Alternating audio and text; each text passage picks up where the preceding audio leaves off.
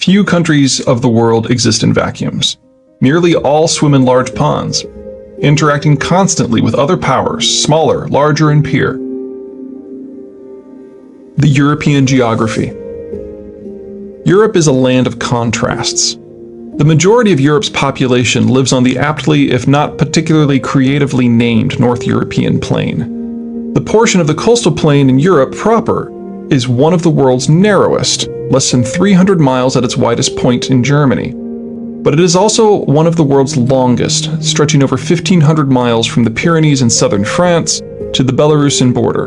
And it doesn't end there, but rather expands into the European hordelands of Central Eurasia. A series of broken highlands and stark mountains back the entirety of the NEP's southern border, which generates sufficient rainfall to make the NEP a lush agricultural zone and fuel a score of rivers that transect the plain. The Seine, Meuse, Rhine, Weser, Elbe, Oder, and Vistula in particular. Between ample local food production, high capital generation possibilities, and ease of movement, the NEP has had one of the world's densest population footprints, densest local trade networks, and richest populations for nearly a millennium. But there is a dark side. There are no barriers between the various river valleys.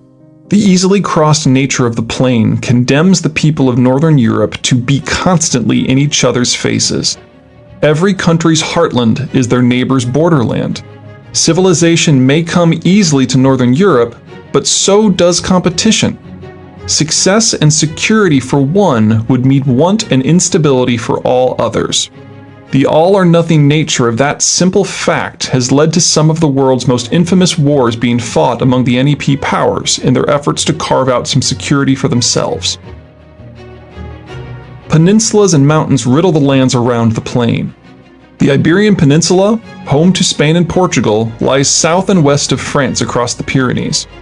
The Alps separate Germany and France from Italy's Apennine Peninsula, and the Balkan Peninsula is on the far side of the Carpathians from Austria and Poland. Most of Scandinavia is self-contained on its eponymous peninsula. In every case, the balance of transport proves true. Mountains inhibit movement, and peninsulas limit lines of approach. The insulation that geography grants the peninsular states allows them to stay somewhat apart from the cultural, economic, and military crucible that is the NEP. That's doubly true for Europe's islands, two of which merit specific attention. Denmark's island of Zealand has been home to half of the Danish population since its emergence as a force in the 8th century. The Danes are and always have been an island people who own a peninsula rather than the other way around. A more recognizable island people are of course the English, who call Great Britain home. The peoples of both islands have long acted independently of the NEP.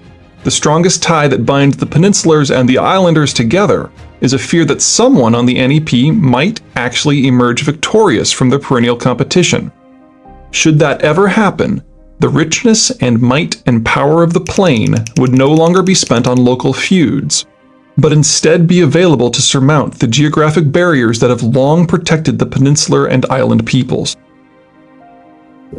A continent riven by war is hardly how most of us think of Europe, but that is because the Europe we know has been transformed utterly by Bretton Woods. With the imposition of Bretton Woods in the American alliance network, the Europeans no longer needed to struggle for iron ore, or steel, or oil, or food, or spices, or markets, or borders. Instead of battling to be the NEP colossus, France and West Germany could cooperate economically and focus on exporting to wider Europe and the wider world. Instead of being nervous about the NEP uniting, countries on the European periphery could, with some caution, participate in Bretton Woods' Legion trade opportunities. The Europeans were not only able to take a vacation from geopolitics, but a vacation from their own brutal history. The result, as elsewhere in the world, was 70 years of peace and prosperity, although in Europe the emphasis was definitely on the peace part. The end of the Cold War had any number of impacts on the world writ large, but in Europe it was absolutely wonderful. Europe was the primary Cold War battle line, so defense outlays were far higher there than anywhere but in the United States, the Soviet Union, and the Koreas. With the Cold War's end, resources dedicated to defense could be redirected to investment. A belt of states from Estonia to Bulgaria ceased being Soviet property and started down the road to European Union membership, eventually providing an infusion of over 100 million new consumers and low and mid-cost workers. But most of all, the Cold War's end made the French and Germans sufficiently confident in a future without war that they launched their most ambitious unification project yet, a currency union, which is where contemporary Europe's problems begin. Problem 1. Enter the euro. In the United States, finance is somewhat non-denominational. There are so many rivers servicing such a substantial population that capital practically grows on trees. Everyone is in the same river network, and so is in the same resultant financial system.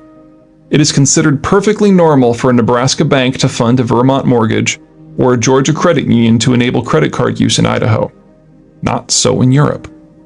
Europe's river systems are not integrated, and the differences that fact spawns do not end with different languages and identities.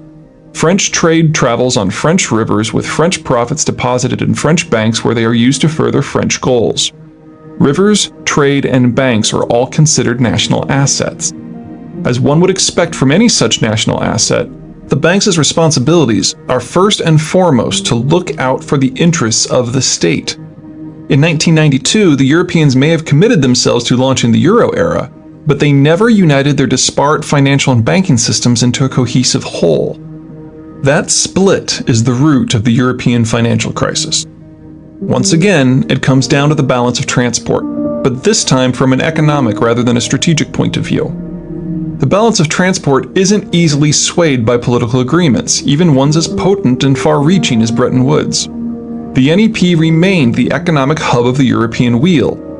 But not everyone in Europe had rivers, and so not everyone in Europe could generate the surplus capital that made everything from infrastructure to education possible. Geographically less endowed areas like Iberia, southern Italy, and Greece were perennial laggards.